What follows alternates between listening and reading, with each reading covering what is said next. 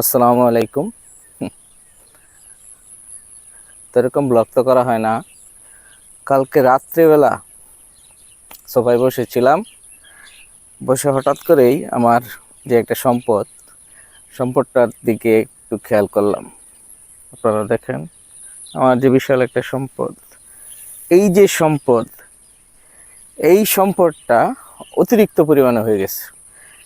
তো এত সম্পদের ভার আমি নিতে পারছি না, কমানো দরকার। আমি তো এমনি অলস প্রকৃতির লোক, বসে বসে টাকা ইনকাম করা গেলে আমি আর কাজ করতে রাজি না। তাই চিন্তা করলাম যে এই সম্পদটা কিছু কমাই। বসে থাকলে হবে না, কষ্ট করতে হবে। প্রচুর পরিমাণ কষ্ট হয় এটা নিয়ে চলাচল করতে।